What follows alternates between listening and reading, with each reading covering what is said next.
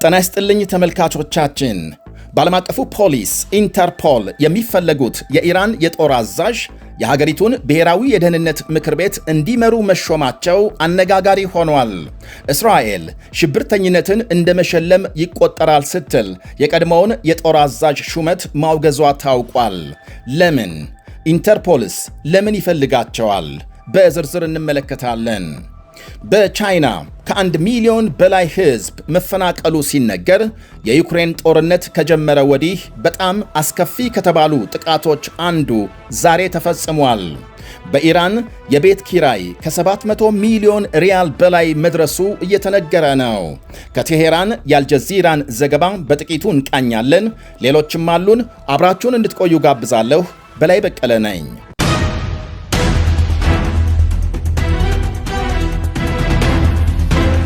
የኢራን አብዮታዊ የበላይ ጦር የቀድሞው አዛዥ ሞሐሰን ሬዛይ የሀገሪቱ የደህንነት ምክር ቤት ኃላፊ ሆነው መሾማቸው ሲነገር እስራኤል የሬዛህ መሾም ሽብርተኝነትን እንደ መሸለም ይቆጠራል ስትል አውግዛለች።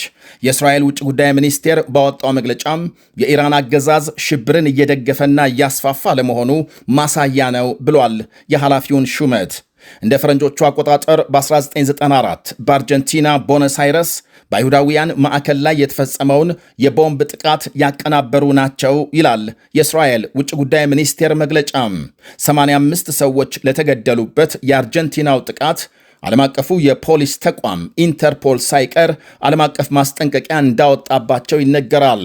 በአርጀንቲና ጥያቄ መሠረት ሞሐሰን ሬዛይና ሌሎች 6 ሰዎች በተገኙበት እንዲታሰሩ ኢንተርፖል ለ196ቱ አባል ሀገሮች ጥሪ ማስተላለፉ ተመልክቷል።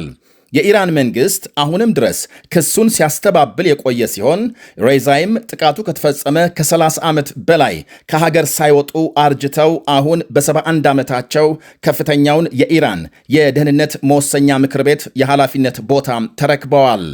በአክራሪነታቸው የሚታወቁትና የሀገሪቱ ጠቅላይ መሪ የሞጅታባ ካማኒ የቅርብ ወዳጅ ናቸው የሚባሉት ራዛይ የብሔራዊ ደህንነት ምክር ቤት ኃላፊ መሆናቸውን ምናልባትም ከኢራን ጋር የተፈጠረውን ውጥረት ለመቆጣጠር እንደ ወሳኝ እርምጃ የቆጠሩ ወገኖች አሉ።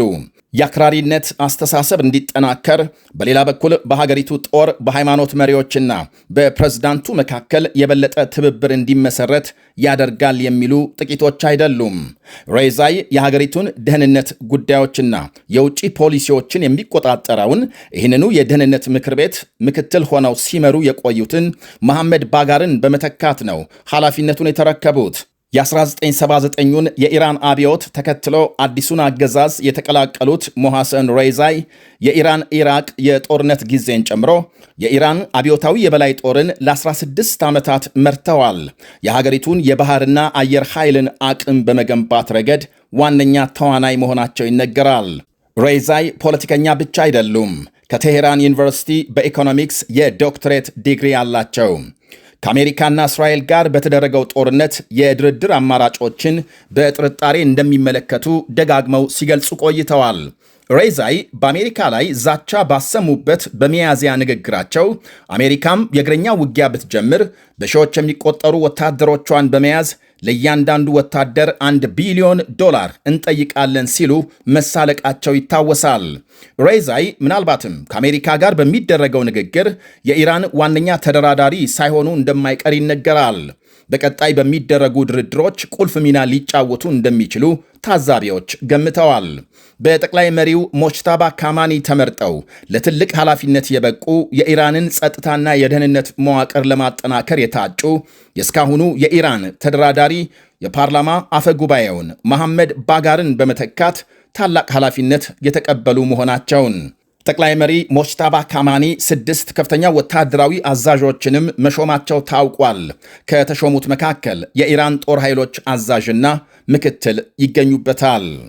ዩክሬን ታታርስታን በተባለ የሩሲያ ግዛት በፈጸመችው የድሮን ጥቃት ቢያንስ 13 ሰዎች ሲገደሉ 75 የሚደርሱ መቁሰላቸው ተነገረ። ይህም ሞስኮ በዩክሬን ላይ ሙሉ በሙሉ ወረራ ከጀመረች ወዲህ በሩሲያ ግዛት ከተፈጸሙ እጅግ አስከፊ ጥቃቶች አንዱ ነው ብለዋል የሩሲያ ባለሥልጣናት። ጥቃቱ የተፈጸመው ከዩክሬን ድንበር 1000 ኪሎ ሜትር ርቀት ላይ በሚገኝ ከተማ ነው። የዩክሬን ጦር ኃይሎች በከተማ የሚገኝ የነዳጅ ማጣሪያ መመታቱን ያረጋገጡ ሲሆን በዘመቻው FP1 የተሰኙ የዩክሬን ወይም ደግሞ ዩክሬን ሰራሾቹ የረጅም ርቀት ድሮኖች ጥቅም ላይ መዋላቸውን ገልጸዋል። 1600 ኪሎ ሜትር በመጓዝ ኢላማቸውን በሚገባ መምታት የሚችሉ ናቸው እነዚህ የዩክሬን ድሮኖች። ጥቃቱ ሌሊቱን ሙሉ እስከ ጠዋት ድረስ ለበርካታ ሰዓታት የዘለቀ እንደነበርና በከተማው ከፍተኛ ጢስ ሲታይ ማርፈዱን ዘገቦች አመልክተዋል። በሩሲያ ለሚደርሰው ለእያንዳንዱ ሰላማዊ ሰው ሞት ተጠያቂው ፕሬዝዳንት ቭላድሚር ፑቲን ናቸው። ሩሲያውያን ቅሬታቸውን ወደ ፑቲንና አገዛዛቸው ላይ ማዞር ይኖርባቸዋል። ፑቲን ባይኖሩ ኖሮ ይሄ ወረራም አይኖርም። ወረራው ባይኖር ደግሞ እነዚህ ሰዎች ዛሬ በሕይወት በተገኙ ነበር ብለዋል የዩክሬን ባለሥልጣናት። የሞስኮ መሪዎች በበኩላቸው ከ450 በላይ የዩክሬን ድሮኖች መክሸፋቸውን ገልጸዋል። ኪቭ ሩሲያ ባሉ የጦር መሳሪያዎችና የኃይል መሠረተ ልማቶች ላይ የረጅም ርቀት ጥቃቶችን የመፈጸም አቅሟ እያደገ የመጣ ሲሆን የሰላማዊ ሰዎች ጉዳትም እየጨመረ መሆኑ ይነገራል። በሌላ በኩል ሩሲያ በዩክሬን ከተሞችና የመኖሪያ አካባቢዎች መደበኛ የሆኑ ከፍተኛ የአየር ጥቃቶች አጠናክራ ቀጥላለች። ባለፈው ሳምንት በኪቭ በተፈጸመ የድሮንና ሚሳኤል ጥቃት የ21 ሰዎች ሕይወት ማለፉ የሚታወስ ሲሆን አውደ ግንባር አቅራቢያ በምትገኘው ካርኪቭ ከተማም ሌሊቱን በተፈጸመ የሩሲያ መድፎች ጥቃት የ5 ሰዎች ሕይወት አልፏል። ወደ ሌላ ዘገባ ስናልፍ በቻይና ከ1 ሚሊዮን በላይ ሰዎች ተፈናቀሉ። በምስራቅ ቻይና የባህር ዳርቻዎች ላይ በደረሰ ከፍተኛ አውሎ ንፋስና የጎርፍ አደጋ ሻንጋይን ጨምሮ ከ1 ሚሊዮን በላይ ሕዝብ መፈናቀሉ ተነግሯል። አውሎ ንፋሱ በቀጠናው ከፍተኛ የትራንስፖርት መስተጓጎል ያስከተለ ሲሆን በሻንጋይ ብቻም 1000 የሚጠጉ የአውሮፕላን በረራዎች ተሰርዘዋል። ሜትሮሎጂ ባለስልጣናት አውሎ ንፋሱ እሁድ አመሻሽ በጂያንግ ግዛት ዩሃን በተባለች ከተማ ሲደርስ በሰዓት እስከ 150 ኪሎ ሜትር የሚደርስ የነፋስ ፍጥነት ነበረው። ከዚያም ከአንድ ሰዓት በኋላ በወንዡ ከተማ ሁለተኛውን ጥቃት ሰንዝሯል። ባለስልጣናት ህዝቡ ከቤት እንዳይወጣ ያሳሰቡ ሲሆን በሻንጋይና በሌሎች አካባቢዎች በርካታ የቱሪስት መስህቦች ተዘግተዋል። በአንዳንድ አካባቢዎች በሚቀጥሉት ጥቂት ቀናት እስከ 500 ሚሊ ሜትር የሚደርስ ከፍተኛ ዝናብ ሊጥል እንደሚችል ተገምቷል። በቴሄራን አማካይ ወርሃዊ የቤት ኪራይ ከ720 ሚሊዮን ሪያል በላይ መጨመሩ እየተነገረ ነው። ይህም ከብዙ የኢራናውያን ሰራተኞች ገቢ በግምት በ3 እጥፍ የሚበልጥ ሲሆን አንዳንድ ተከራዮች እስከ 100% የሚደርስ ጭማሪ ያጋጠማቸው በመሆኑ ሰፊ የዋጋ ልዩነት አጋጥሟል ሲል አንድ የገበያ መረጃ ማዕከል አመልክቷል። ለብዙሃኑ የኢራን ሰራተኞች ወርሃዊ ደሞዝ ከ200 ሚሊዮን እስከ 250 ሚሊዮን ሪያል አካባቢ ሲሆን ይህም ከ108 እስከ 134 ዶላር በተመሳሳይ የምንዛሪ ተመን ነው። የኪራይ ጭማሪ 100% የደረሰ ሲሆን ተከራዮች የኪራይ ውል ለማደስ ሲፈልጉ ግፊቱ የበለጠ ይሆናል። ለዓመታት የዘለቀው ከፍተኛ የዋጋ ግሽበት፣ የምንዛሪ ዋጋ ንረትና የግንባታ ዋጋ መጨመር የቤት ባለቤትነት ለብዙ ኢራናውያን እጅግ የራቀ እንዲሆን አድርጎታል። ግማሾቹ ነዋሪዎች ተከራዮች በሆኑበት ቴሄራን ኑሮ ጣሪያ ነክቷል። ቤት መግዛትም ህልም ከሆነ ቆይቷል ይላሉ። በቴሄራን የቤት አማካኝ የማስታወቂያ ዋጋም ከ240 ቢሊዮን ሪያል በላይ ወይም ወደ 129,000 ዶላር ገደማ ነው።